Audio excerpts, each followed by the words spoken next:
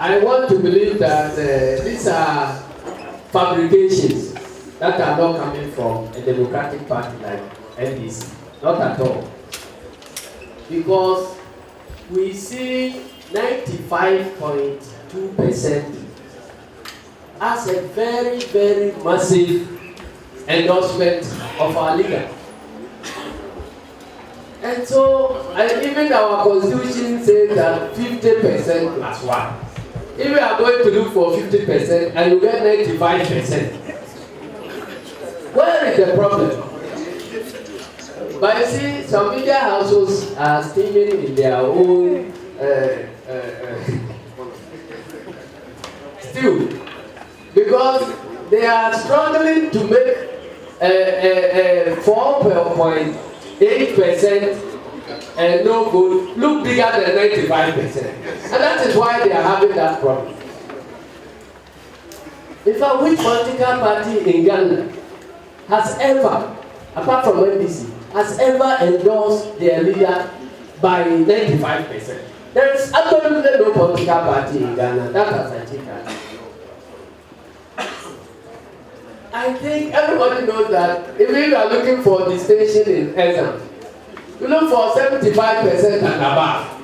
The person has 95 and you think that he has failed and those who have 4% above. What type of logic is this? You see, so we would have been worried if we had 100%. Because that doesn't represent any democracy in the world. You understand?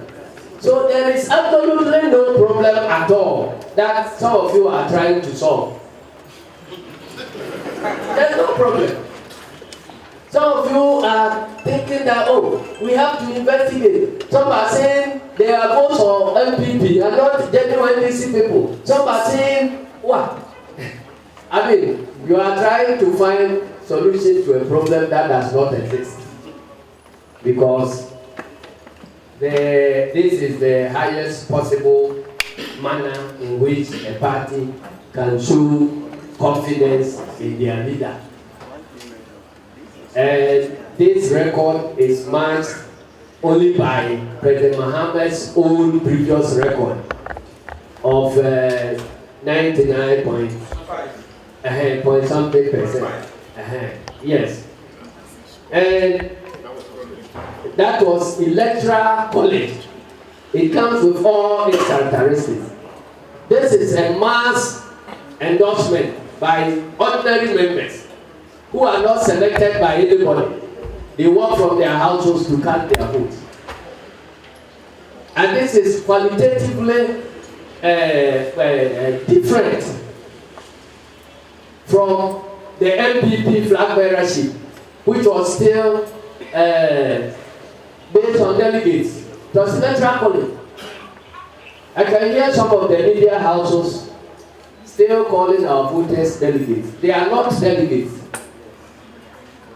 Because they are voting for themselves. They are not voting on behalf of anybody. So please, if you can correct that media terminology. It is a hangover from MPP politics. We have done away from delegates completely, and we are dealing with universal membership suffrage. If you don't know the difference, they are practicing representative democracy, and we are practicing direct democracy. Now, as a peaceful headquarters, I can only talk about my headquarters. And if you doubt that it is peaceful, come and show me the stain of blood in yourself. In coming here, nobody insulted you, nobody destroyed your cameras, and you are here engaging in a very peaceful exercise. And no policemen. As a general secretary, as I walk to my office, I have not been restrained by anybody. My vehicles remain intact without whether visible or invisible forces. So I have all the ingredients to go my headquarters peaceful. Now, affirmative action. We want to pursue affirmative action not because we want to favor females, but because we think it is just to do so. That is why we are always taking steps to facilitate the inclusion of females and disabled into leadership positions. But we must do this in accordance with the laws of Ghana. We are enjoined by law to conduct our affairs, internal affairs, as democratically and according to the principles that are contained in the 1992 Constitution. The 1992 Constitution, the elections ought to be free, fair, and democratic. So it is difficult to proceed by selecting females and making them candidates automatically. But having said that, in the process leading to the contest, you realize that we cut the filing fees by half in favor of female contestants and contestants living with disability. That was done in furtherance of our affirmative action.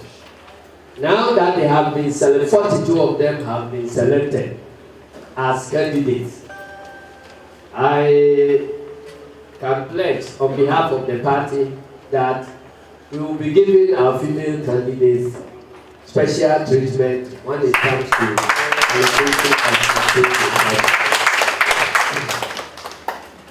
Now, somebody was talking about MPP members on our register. I think that those who are complaining from the ground that there are MPP members on our register, they don't have that right to complain at all. Because the register was not compiled at headquarters. It was compiled by branch members who live with the people within an electoral area, a close community. So if you are required to compile a list and you put in the names of your opponents, so whom do you blame?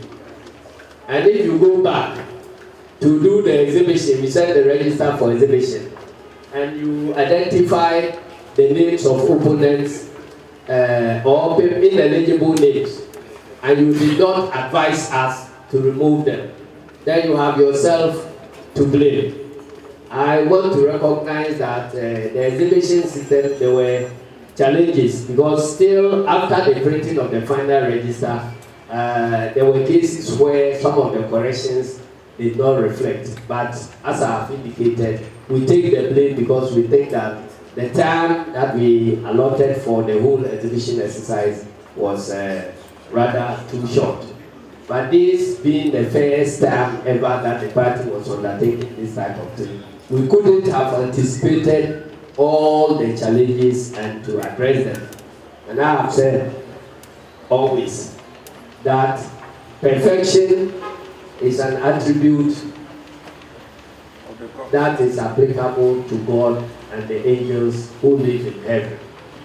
We are called human beings and we live here on earth. So any human being who decides to plan so well to undertake an activity that he will make sure to eliminate all the shortcomings and get that activity done perfectly, will end up doing nothing. So we are happy that we have made this giant move, and as we go forward, we'll be able to address the few challenges that emerge. The purpose of compiling a register is not just for voting. It is going to be maintained as a membership database. And once we finish with the database, we will be using it for several applications, including the payment of dues monitoring of our party members engaged in our political activities, meetings, and other things. So I want to believe that it is not going to be possible, even if they claim that some MPP members have their names on the register is true. It is not going to be possible for those names to be maintained there. Because if you come and register as MPP with the purpose of infiltrating our elections, after the elections, what next? Your name is there and you will be required to pay dues. So before you can participate in the next election, you would have paid dues for the next 4 years. And then you have to attend our meetings and then attend our rallies. If an MPP person decides to pay NDC dues, always to attend all NDC meetings before he votes in NDC elections, then those MPP members are very well welcome into our ranks. And if their own party members will retain their membership in their own party, that is their business. But we will want such people to be with us. Because the whole purpose of campaigning is to win over other people into your ranks. So I do not think that that is an issue that should bother anybody. And I want to believe that the press and some of our disgruntled members are giving too much attention to this type of allegation. It doesn't deserve that attention at all. How soon we are going to select our running mate? I chose my words very, very carefully. That we are going to advise the president. Because according to our rules, it is our leader who initiates the process. He would do the nomination and begin the consultation process, consulting the party headquarters, consulting the council of elders, and then bringing out the nominee for acceptance. Once the nominee is accepted, then it's outdone. So we think that we ought to finish this process of filling our slate by completing our parliamentary primaries and completing the presidential primaries, getting our running mate, and then getting our manifesto launched. Then the rest will be coasting down to victory. Thank you very much.